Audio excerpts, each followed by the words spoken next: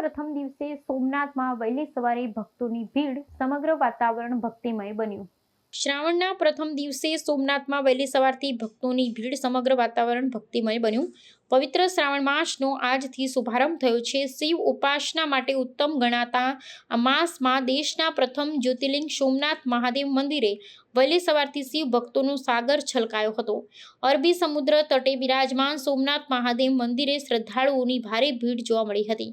સોમનાથમાં ભજન, ભોજન અને ભક્તિનો 30 દિવસીય મહોત્સવ યોજાશે। સોમનાથ તીર્થ છે તૈયાર ઉજવવા શ્રાવણનો તહેવાર, એવા નાદથી સમગ્ર વાતાવરણ ભક્તિમય બની ગયું હતું। સોમનાથ ટ્રસ્ટ દ્વારા યાત્રીઓની સુવિધા માટે બહુસ્તરીય આયોજન કરવામાં આવ્યું છે। મંદિર પરિસર હર હર ભોલે અને જય સોમનાથના નાદથી ગુંજી ઉઠ્યું હતું। દેશ વિદેશથી આવેલા શ્રદ્ધાળુઓ સોમનાથ મહાદેવના દર્શન કરી ભોળાનાથના શિવજીના જાપમાં લીન થયા હતા।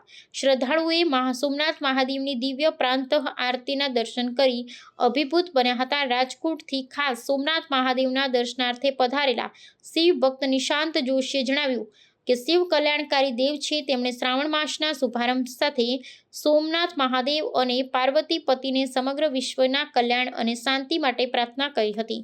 તેમણે સોમનાથ મંદિર ખાતેની દર્શન, સ્વચ્છતા, સુરક્ષા સહિતની વ્યવસ્થાઓને પણ બિરદાવી હતી।